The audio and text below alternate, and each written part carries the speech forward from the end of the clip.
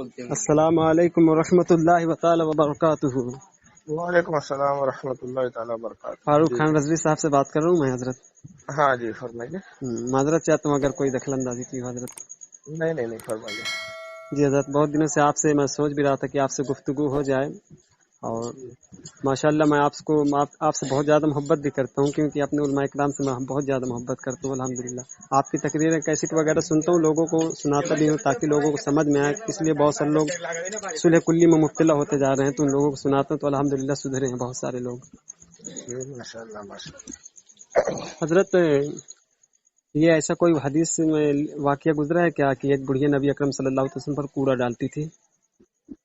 یہ اصل میں بعض جو ہے کتابوں میں ہے قصے کہانیوں کی، حدیث کی صحیح کتاب میں تو یہ واقعہ نہیں ہے، جی اور اس بنیاد پر اکثر جو علماء اکرام ہیں ہمارے جو یعنی جرح و تعدیل پر نظر رکھتے ہیں، جی یا یہ کہہ لیجیے دوسرے لفظوں میں کہ جو تھوڑا سا تحقیقی مزاج رکھتے ہیں، تو ان ائمہ کے نزدیک، ان علماء کے نزدیک یہ حدیث بالکل موضوع من گڑت ہے۔ یہ واقعہ صحیح نہیں ہے۔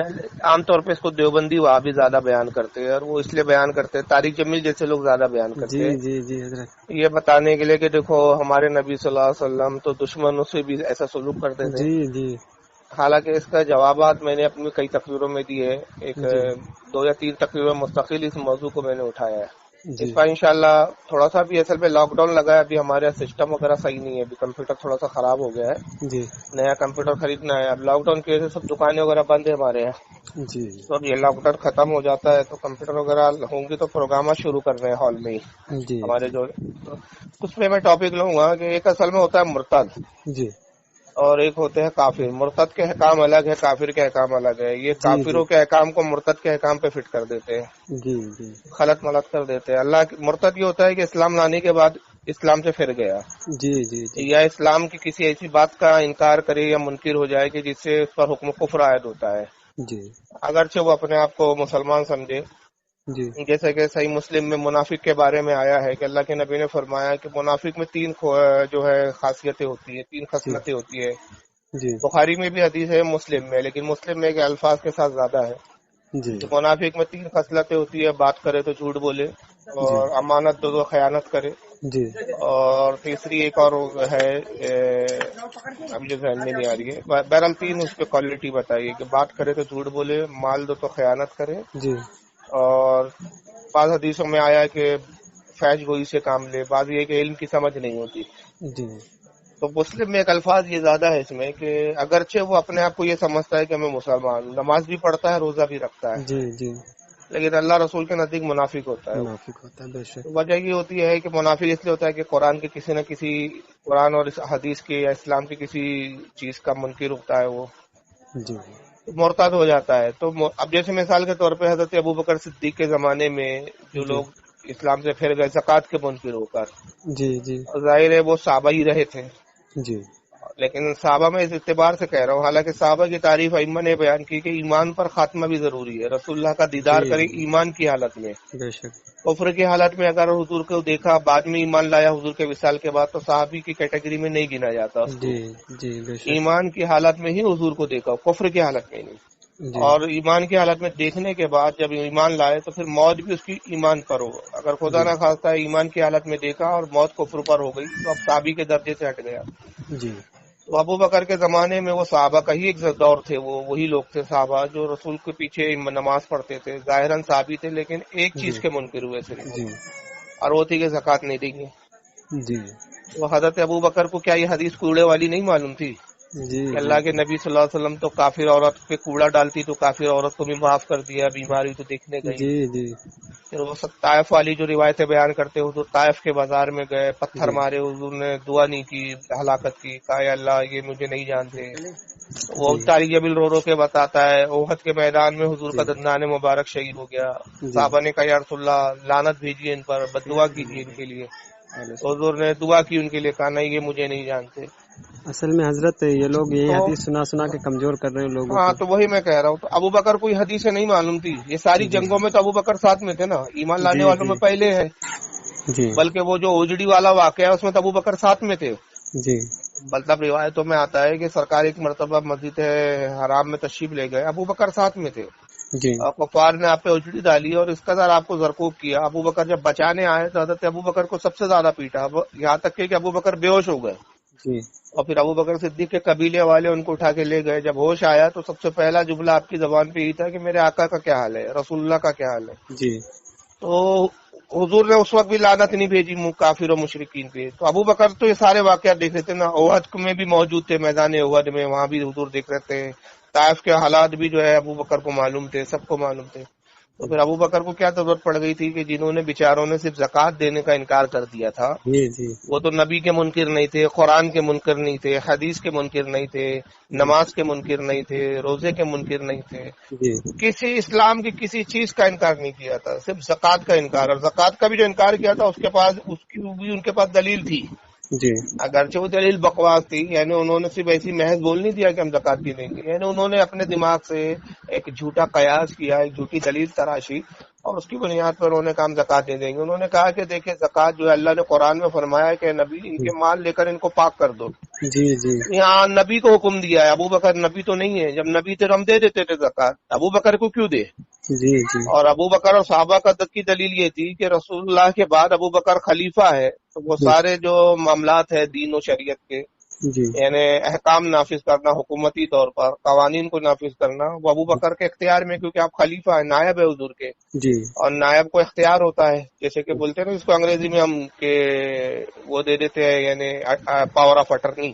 جی تو مین تو مالک کوئی اور ہوتا ہے، لیکن وہ اپنے بعد کسی کو نائب بناتا ہے تو اس کو اختیار دے دیتا ہے نا وہ. جی اور اللہ کے نبی کی حدیث بھی موجود تھی، صحابہ نے یہ بھی سنا تھا کہ حضور نے کہا تھا علیکم بسنتی و سنت الخلفاء الراشدین، جی کہ میری سنت تم عمل کرنا لازم ہے میرے بعد میرے خلفاء راشدین کی. یعنی حضور نے بتا دیا تھا کہ میرے بعد تمہیں میرے خلفاء کی پیروی کرنا ہے. اور ایک دوسری حدیث میں ترمذی میں کہ حضور نے کہا کہ فقتدوا من بعدی، تم میرے بعد کس کی پیروی کرو گے؟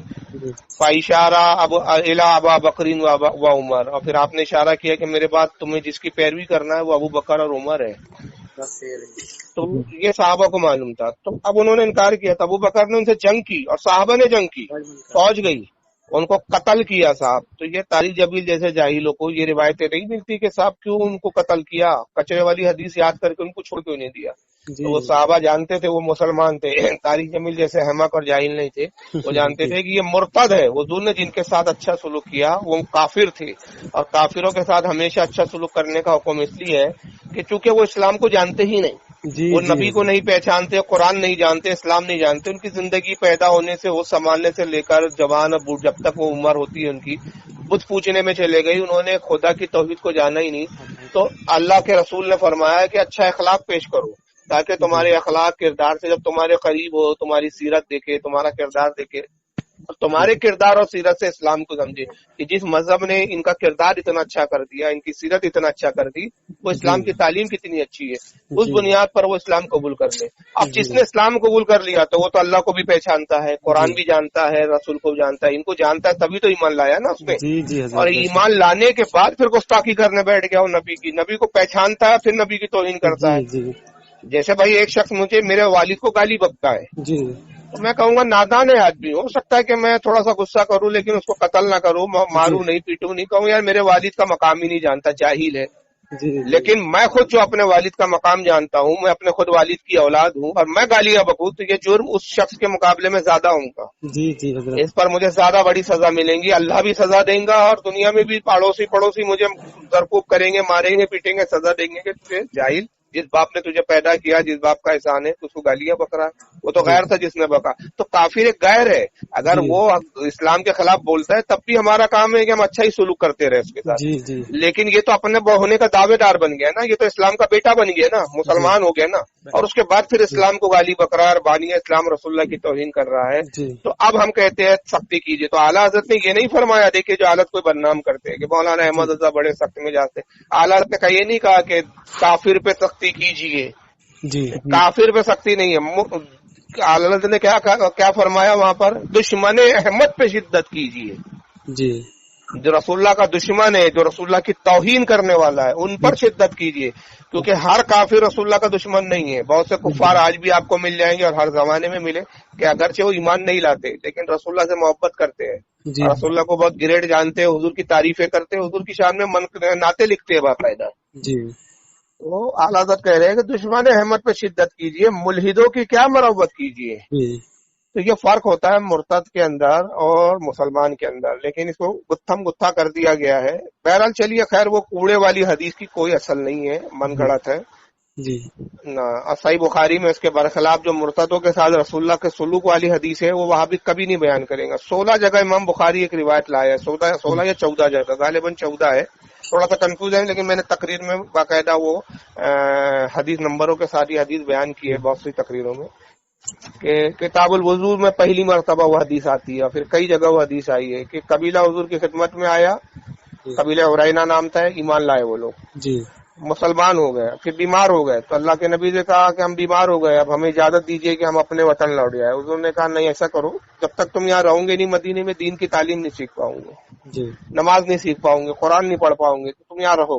اور رہے گا بیماری کا معاملہ تو اونٹوں کے استبل میں جاؤ اور وہاں پر اونٹوں کا دودھ پیو اور اونٹوں کا پیشاب پیو، جی تو صحت مند ہو جاؤں گے. یہ گئے وہاں اونٹوں کے استبل میں، اس علاقے میں گئے جو آبادی سے دور تھا، ایک وادی تھی، وہاں پہ مسلمانوں کے مال غنیمت کے اونٹ ہوا کرتے تھے. جی اب بعض صحابہ اس کو حضور نے وہاں نافذ کیا تھا، جو چراوے تھے، جو صحابہ تھے، اور وہ اونٹوں کی رکھوالی کرتے تھے.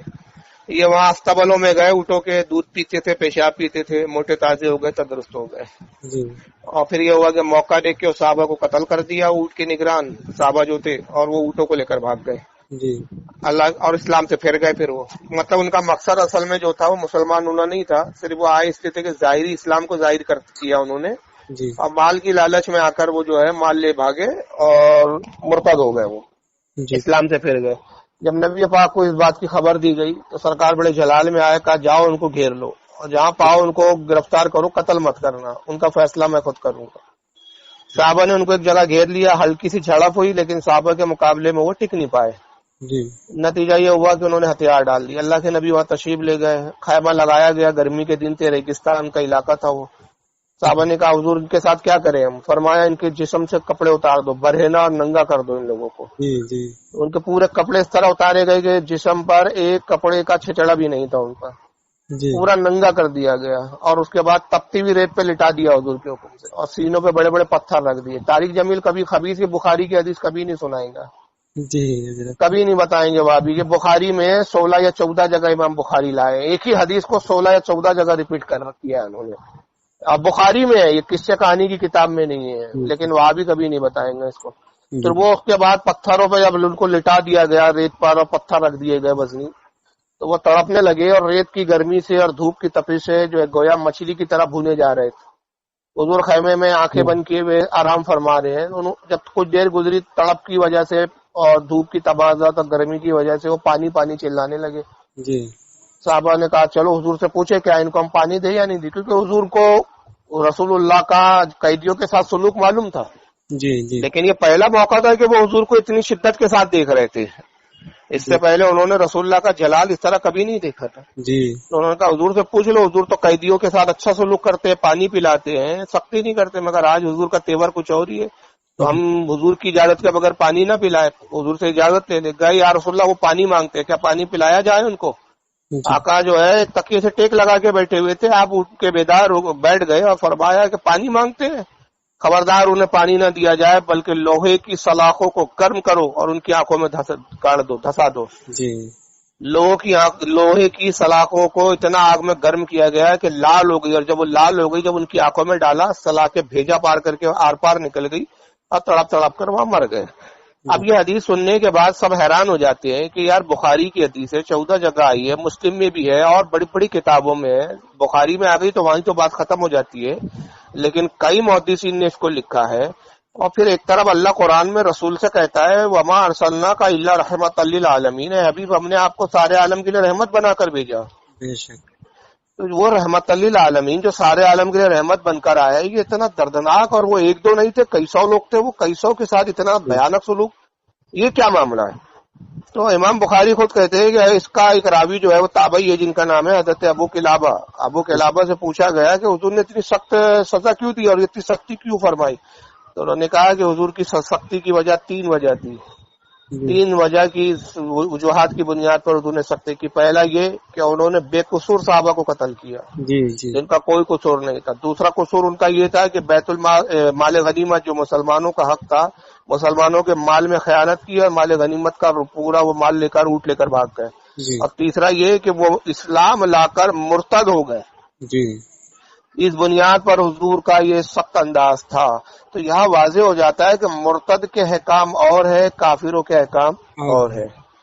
لیکن یہ کیا ہے، ابا اماں سب ایک ہی کر دیا انہوں نے، جبکہ ابا الگ ہے اماں الگ ہے. بھائی دونوں میں فرق ہوتا ہے. بہرحال اس میں بہت ساری باتیں، بہت ساری حضور کے اس طرح کے انداز حدیثوں میں ہے.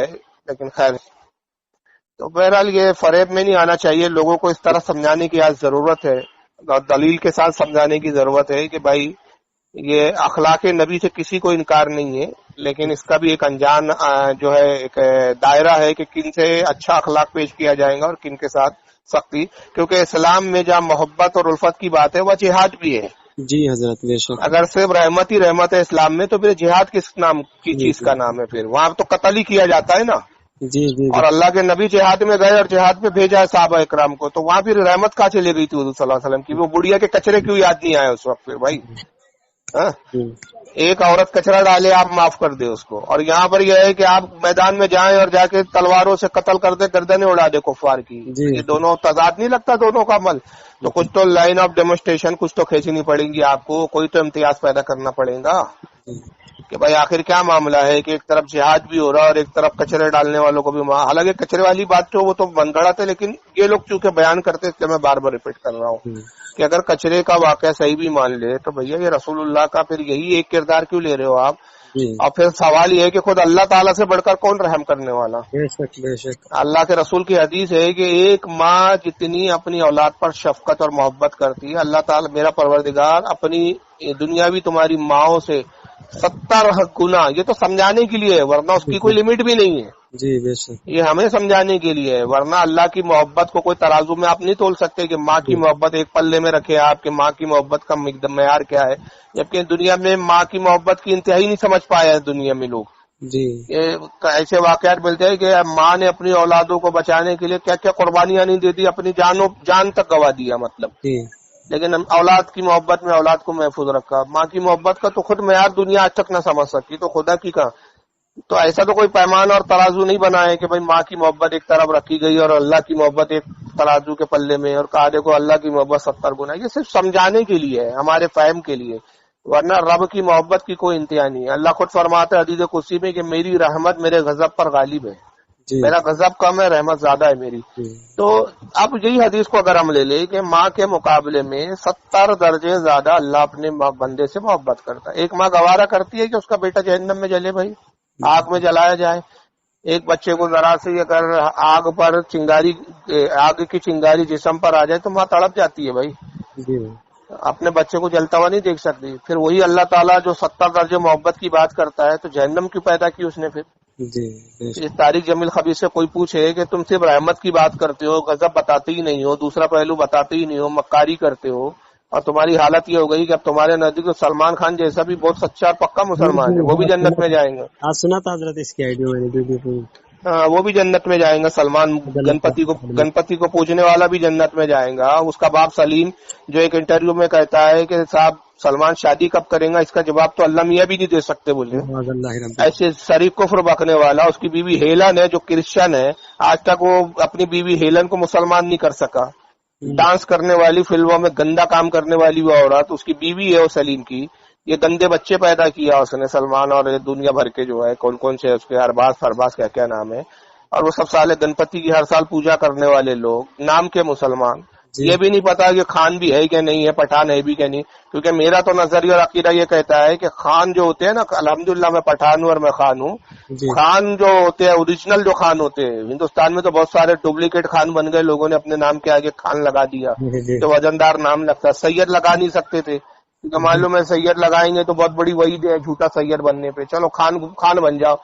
تو یہ جو بہت سارے خان بن گئے جن سے قبیلے کا نام پوچھ لو تو قبیلے کے آتے پتے نہیں، جو اپنے سجرے تک جن کو نہیں معلوم کہ بھئی کس خاندان سے ہے، ہم کہاں سے پٹھان ہیں، کون سا قبیلہ تھا، کہاں سے ہمارے پوروج جو ہے کب ہندوستان میں ہے، جن کو کوئی ہسٹری نہیں معلوم، خان لگا دیا. تو ایسے بہت سے ڈپلیکیٹ خان بنے. تو یہ ان میں سے کون خان ہوں گا، کیونکہ میرا نظریہ، میرا عقیدہ اور میں اپنے خاندان کو دیکھتا ہوں، الحمدللہ ہم یوسف زئی پٹھان ہے. 800 سال پرانا ہمارا قبیلہ، ہماری شاخ، ہمارا سجرا، ہمارے نسب حسب کا پورا بایو ڈاٹا اور تاریخوں کی کتابوں میں بھرا پڑا ہے.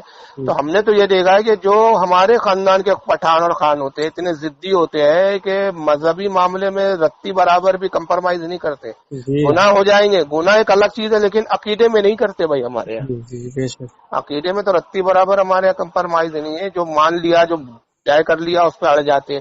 یہ کون سے خان ہے، کبھی ادھر ہے کبھی ادھر ہے. تو یہ تو فلمی دنیا میں فرضی نام لے کر آتے ہیں شہرت کے لیے، اور جن کے ایمان کہتے پتے نہیں. مگر طارق جمیل جیسے جاہل کے نزدیک یہ بہت پکے مسلمان ہیں صاحب، جنت میں جائیں گے.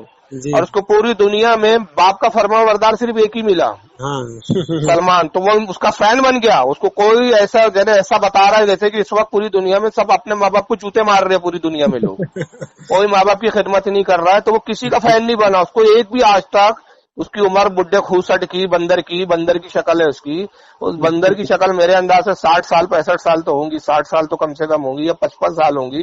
اب مجھے نہیں پتا ایگزیکٹ کتنی ہے، کیونکہ چکنا مال کھا کھا کے تھوبڑا جو ہے ان کا عمروں سے کم دکھتا ہے. کیونکہ ساری زندگی اے سی میں اور امیروں کے تلوے چاٹنے میں گزر جاتی ہے، دولت کی لالچ میں، سعودیہ کی غلامی میں اور سعودیہ کی ریالوں پہ پلتے ہیں یہ لوگ. تو کھان پان آرام سکون ہے، تو عمر کا اندازہ نہیں لگتا ان لوگوں کی. تو اس کی جو بھی عمر ہے 50 کے قریب تو ہوں گی، 50 سے اوپر ہی ہوں گی. بلکہ اس کو 50 سال کی زندگی میں اس خبیث کے بچے کو، اس طارق جاہل کو آج تک کوئی ایک فرما بردار بیٹا نہیں ملا بھائی. سمجھے گئے وہ ایسا آج تک دکھا کہ کسی کو کہتا ہے کہ بھائی میں اتنے لوگوں سے ملا، یہ اپنے ماں باپ کی خدمت کرتے ہیں تو میں ان سے متاثر ہوا. نہیں، پوری اس کو ابھی 50 سال میں صرف سلمان خان ملا کہ کہتا میں فین بن گیا یار آپ کا. کہ آپ ماں کی پتہ نہیں اس نے پیر دباتے ہوئے دیکھ لیا اس کو، کہ ہاتھ پیر کیا دباتے ہوئے دیکھ لیا جاہل کے بچے نے. ارے وہ اتنا بڑا عیاش ہے. ابھی لاک ڈاؤن میں ابھی کیا ہے، لاک ڈاؤن میں تو کہیں آنا جانا نہیں تھا، یوٹیوب ہی ایک سہارا تھا لوگوں کا. تو میں بیچ میں یوٹیوب دیکھ رہا تھا، یعنی یہ پہلا جو لاک ڈاؤن لگا تھا اس وقت کی بات بتا رہا ہوں. تو اس کے اندر سلمان کی کئی چینلوں پہ نیوز تھی باقاعدہ، اور لوگوں نے اس کا ویڈیو اور فوٹو تک ڈالی تھی کہ کیا کہتے ہیں اس کا مطلب بمبئی سے بہت دور علاقے میں، کوئی ویران علاقے میں اس کا وہ فارم ہاؤس ہے سلمان خان کا. اور وہ کوئی ایک ہیروئن ہے، کیا نام ہے اس کا، نام نہیں معلوم یار مجھے، کیونکہ اب فلموں سے کوئی اپنا واسطہ نہیں ہے. بہرحال کوئی ایک ہیروئن ہے، بہت پیسے والی باپ کی ہے وہ لڑکی. ہاں، اس کا آئی لینڈ وغیرہ بتاتے، وہ ہیروئن کے باپ کا کوئی آئی لینڈ بھی ہے ایسا. اور جی جیک لینڈ، ہاں جیکلین پھیکلین کون ہے پتہ نہیں. اس کے ساتھ یہ پورا 4-5 مہینے وہ فارم ہاؤس میں دونوں اکیلے رہے. یہ لاک ڈاؤن وہاں گزارا انہوں نے. جی وہی پنویل بتلا رہے ہیں، پنویل میں شاید یہ لوگ. ہاں نیوزوں میں ڈلا، اور ابھی بھی کوئی ڈیلیٹ نہیں کیا ہے. تو اب یہ اس خبیث بندر کو کوئی دکھائے کہ ایک اکیلی تنہا لڑکی کے ساتھ ایک فارم ہاؤس میں کئی مہینے 3-4 مہینے لاک ڈاؤن کے گزار رہا ہے. یہ نیک بچہ ہے کہ یہ جنت میں جائے گا خبیث کی اولاد. اور تو کون ہوتا ہے جاہل کے بچے، تو جنتیوں کے سرٹیفکیٹ بانٹ رہا ہے یہاں پر. جی خاموش بیٹھنا تو. اب اللہ جانے وہ جنت میں جائیں گا کہ جہنم میں جائیں گا کہ جنت میں جائیں گا، اللہ جانے. تو کون ہوتا ہے؟ تیرے کو کیا وہی آئی تو جبریل آئے تیرے پاس آ کے؟ یعنی ان کمینوں کا ایک تضاد دیکھو کہ ان کی گستاخیوں کی بنیاد پر جب اہل سنت کہتے ہیں کہ تم جہنمی ہو، کافر ہو، تو فوراً کہتے ہو کہ تم نے کیا جنت کا سرٹیفکیٹ بانٹنا دینا شروع کر دیا کیا، کہ تم جس کو چاہو جنتی بناؤ، جس کو چاہو جہنمی بناؤ. تم کو علم غیب ہے کیا کہ کون یعنی ہم اگر ان کو گستاخی کی بنیاد پر ہم جہنمی کہہ رہے ہیں، اور ہم نہیں کہہ رہے. وہ تو شریعت نے کہا کہ جو اللہ رسول کا گستاخ ہو توہین کرے وہ جہنمی ہے، کافر ہے، مرتد ہے. یہ ہم تھوڑی کہہ رہے، تو اللہ رسول نے کہا نا. ہم تو صرف بتا رہے ہیں بھائی، وہ چیز ہم کوڈ کر رہے ہیں. تو یہ اس وقت یہ نہیں دیکھتے کہ بھائی یہ شریعت کا حکم نافذ کر رہے ہیں، شریعت کی بات بتا رہے ہیں، یہ شریعت کا حکم بیان کر رہے ہیں. اس وقت نہیں، یہ سیدھا ہم پر گرتے ہیں، شخصیتوں پہ گرتے ہیں، ہمارے مفتی اور علماء پہ گرتے ہیں، اور ان پر گر کے کہتے ہیں کہ صاحب تم بریلوی کا تو کام دام نہیں ہے، تم صرف جہنم کے سرٹیفکیٹ بانٹتے رہتے ہو، یہ کافر وہ کافر. تو اس خبیث کے بچے کو کیا جبریل نے جنت کا سرٹیفکیٹ بانٹنے کے لیے دے دیا کیا، تھما دیا کہ صاحب یہ سارے جنتی کا سرٹیفکیٹ ہے اور یہاں تو بیٹھ کے بانٹتا رہے؟ کہ صاحب آپ فلاں تم جنتی ہو، فلاں تم جنتی ہو. اب یہ جنتی کہنا یہ صرف رسول اللہ کا کام ہے. بے شک سبحان اللہ. یہ صرف رسول اللہ کی شان ہے کہ حضور جس کو چاہے جنتی فرمائے، اور حضور کے علاوہ کسی کی شان نہیں ہے. جیسا کہ سرکار نے عشرہ مبشرہ کے لیے بآہنگ دول ممبر پہ اعلان کیا کہ ابو بکر جنتی ہے، عمر جنتی ہے، عثمان جنتی ہے، علی جنتی ہے، ابو عبیدہ ابن جرہ جنتی ہے، سعد ابن ابی وقاص جنتی ہے، عبد الرحمن ابن عوف جنتی ہے، زید حضرت زید جنتی ہے. ایسے 10 صحابہ کے نام لیے جو حدیثوں میں آئے عشرہ مبشرہ، اور ان کو عشرہ مبشرہ ہی خطاب دیا گیا، یعنی وہ 10 جو جنت کا جن کو مزدہ دیا گیا. یہ سرکار کی شان ہے. بے شک صحیح. لیکن جہنمی بولنا یہ تو کوئی حضور نے نہیں کہا، یہ تو ہمارے شریعت کا احکام ہے کہ بھائی جس کو تم شریعت پہ پابند نہ پاؤ اس پہ کفر کا فتویٰ لگائیں گے. یہ مفتی کو اختیار دیا گیا، یہ مفتی کی ذمہ داری ہے. اور یہ ہوا ہے کہ خارجیوں نے جب اگر حضرت علی کی توہین کی تو ہمارے ائمہ نے علماء نے خارجیوں کو کافر و گمراہ قرار دیا. نصیریوں نے اگر علی کو خدا مانا تو ہمارے علماء نے ان کو کافر قرار دیا. کیا کہنا ہے، قدریوں نے جب اگر ہے تقدیر کا انکار کیا تو ہمارے علماء نے جو ہے ان کو گمراہ قرار. مرجئیوں نے اگر جو ہے وہ معاذ اللہ باطل عقیدے رکھے تو ہمارے علماء نے ان کو کافر قرار دیا. تو بھائی یہ تو ایک زمانے سے کئی فرقوں کو ان کے باطل عقائد و نظریات پر کفر کے فتوے دیے گئے. یہ تو اللہ رسول نے خود حکم دیا ہے کہ جب تم کسی کافر کو دیکھو تو اس کے کفر میں بھی شک مت کرو، بآہنگ دعا اعلان کرو کہ تم اسلام سے خارج ہو گئے ہو. اس کی 2 وجہ ہے. یہ ہو سکتا ہے کہ توبہ کر کے اسلام میں آ جائے اگر وہ اپنے کفر کو سمجھے، اور دوسرا یہ کہ جو مسلمان ہے اس کو مسلمان سمجھ کر اس کے ساتھ گمراہ نہ ہو جائے، اس کے عقیدے سے متاثر نہ ہو جائے. تو اس لیے مفتی کی شرعی ذمہ داری ہے کہ وہ قوم کو آگاہ کرے اور کہے کہ بھائی اس نے اسلام کی اس چیز کا انکار کیا، رسول کی وہ توہین کی کہ اسلام سے خارج ہو گیا. اور اس کے بارے میں فقہاء کرام نے واضح کہہ دیا کہ من شک فی کفرہ و عذابہ فقط کفر. جو کسی بھی کافر کے کفر اور عذاب میں شک کرے وہ خود کافر ہے. بے شک. تو یہ اتنی واضح ہے. تو بھائی کافر اگر کسی کو ہمارے یہاں کہتے ہیں تو ہم سرٹیفکیٹ نہیں لے کے بیٹھے جنت و جہنم کی. یہ شریعت نے ہمیں بولا ہے کہ اگر کافر کو دیکھو تو تمہیں کافر کہنا پڑے گا. اب رہ گیا کہ کوئی جنتی ہے یا نہیں تو یہ صرف اللہ رسول جانتے ہیں. ہمیں نہیں ٹھیکہ دیا گیا ہے کہ ہم کسی کے جنتی ہونے کا اعلان کرتے رہے. لیکن تیرے پاس کیا جبریل آئے کہ بھیا یہ طارق بندر کے پاس کہ اس کو کہا بھائی سلمان کو آج سرٹیفکیٹ دے دو اس عید میں.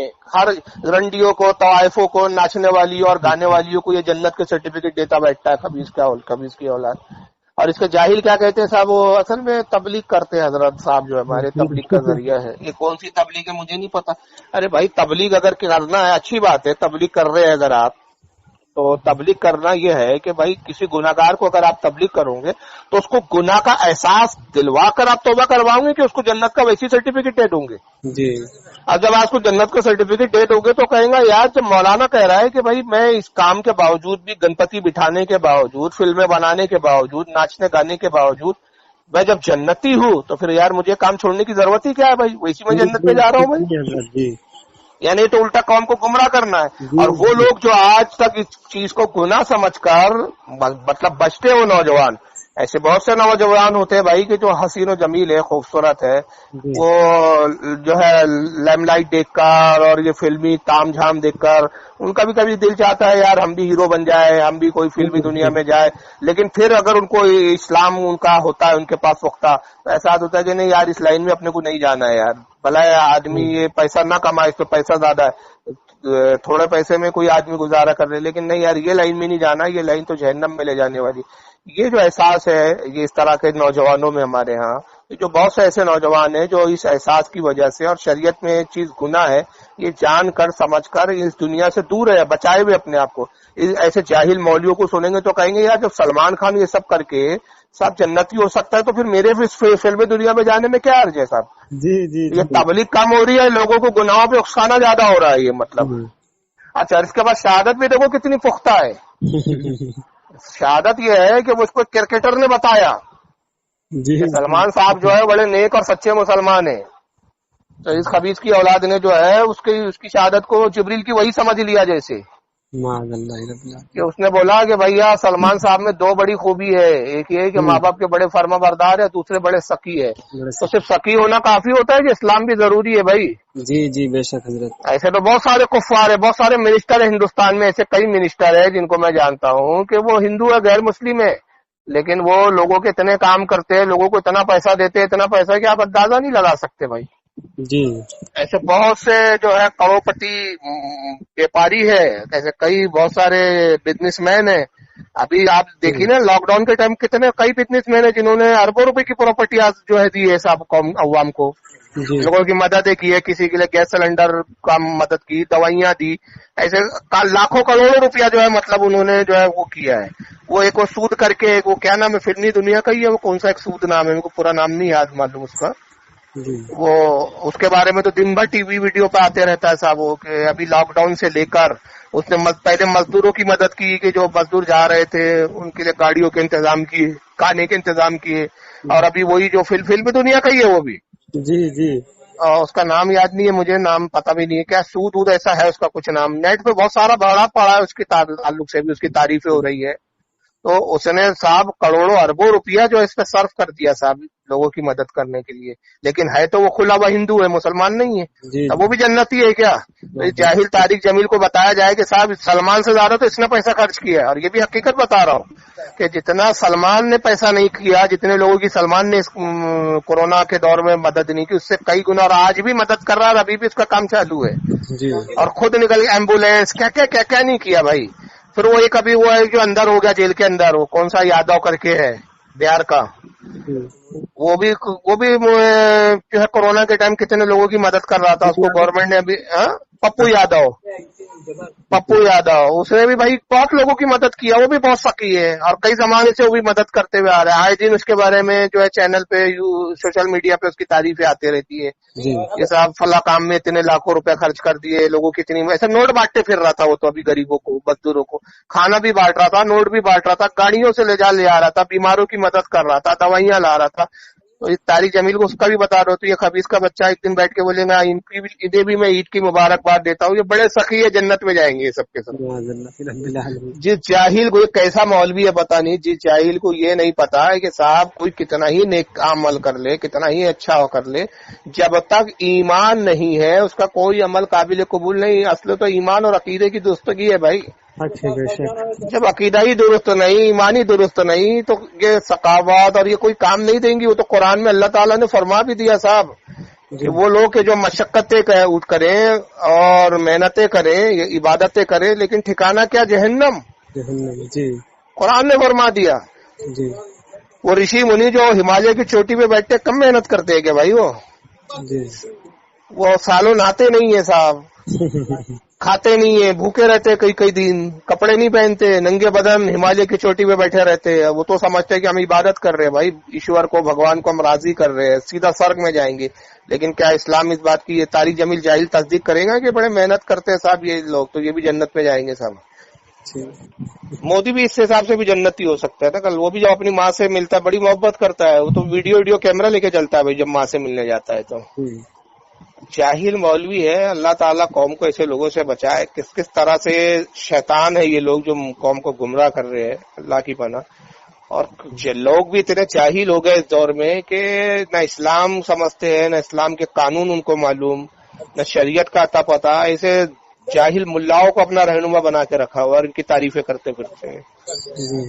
اور یہ وہ اندھی تقلید ہے اور یہ وہ اندھا پن ہے جو اگر کل طارق جمیل میں کہتا ہوں خود کم وقت یہ اگر گنپتی کو پوجنے بیٹھ گیا نا، تب بھی اس کی قوم بولے گی نہیں اس میں بھی حکمت ہے صاحب ہمارے جمیل صاحب کی، وہ گنپتی کو کلمہ پڑھانے گئے ہوں گے. یہ اتنی جاہل قوم ہے یہ. جی حضرت بے شک یہ اتنی جاہل قوم ہے ان کی ماننے والی. یعنی تب بھی یہ نہیں کہیں گے کہ نہیں صاحب طارق جمیل سے، کیونکہ ہزاروں تو کفریات بک چکا ہے کم وقت. جی بے شک. تب بھی یہ کافر نہیں مانتے. ان کی قوم کو بتاؤ بھائی دیکھو یہ توہین ہے، اللہ تعالیٰ کی توہین کر رہا ہے، یہ کفر بک رہا ہے سر یہ. لیکن وہ نہیں مانتے. وہ تو کہتے نہیں وہ طارق جمیل صاحب کا اسٹائل ہے یہ تبلیغ کرنے کا. تو کل یہ خبیث کا بچہ اگر کوئی اس کو کوئی بولے نا کہ طارق جمیل صاحب محبت کا ایک وہ اپنے کو پیش کرنا ہے، بڑی آپ محبت کی بات کرتے ہو، آؤ یار گنپتی کا اتسو ہے، درگا بیٹھی بھی ہے، آپ بھی آئیے اس پوجا میں شریک ہو جائیے. خبیث کا بچہ شریک ہو جائے گا، پوجا کرنے لگے گا. اور جب پوجا گئے تو اس کے ماننے والے تب بھی کہیں گے نہیں صاحب طارق جمیل صاحب کی حکمت ہے یار. دیکھو وہ مورتیوں کو کلمہ پڑھانے گئے تھے بھائی، طارق جمیل صاحب کا پاور تھا وہ. جی یعنی دیکھیے یہاں کتنا گنپتی کو پوجنا کھلا شرک ہے جس میں کوئی گنجائش ہی نہیں ہے. بے شک. یعنی کھلی شرک، اس سے یعنی مورتی پوجا بس بات ہی ختم ہو گئی یار، مورتی کی پوجنا اس سے بڑا کون سا شرک ہے؟ اس سے کیا یہ چھوٹا شرک ہے کیا؟ شرک اصغر ہے یہ ان کے ہاں. لیکن خبیث کی اولادوں کو ان کو دیکھو، اگر ہمارے سنی درگاہ پہ جا کے سجدہ کرتے ہیں جبکہ وہ حرام ہے، ہمارے علماء کہتے ہیں تعظیم کی نیت سے بھی کرا جائے تو حرام ہے وہ سجدہ. جی. اور اگر عبادت کی نیت سے کوئی سجدہ کرتا ہے کسی قبر کو، کسی پیر کو، تو وہ کافر ہے، مشرک ہے. ہمارے بھی علماء فتویٰ دیتے ہیں، اور ہم بھی ایسے لوگوں کو اگر کوئی یہ کہے کہ حالانکہ کوئی آج تک ایسا جاہل سے جاہل بھی شخص مجھے کم علم سے کم علم بھی نہیں ملا کہ اگر کسی قبر کو سجدہ کیا تو اس نے کہا کہ صاحب میں اس قبر کو اس لیے سجدہ کر رہا ہوں کہ میں خدا مانتا ہوں اس ولی کو، نہیں ملا مجھے آج تک، اور نہ ملے گا آپ کو. وہ یہی کہ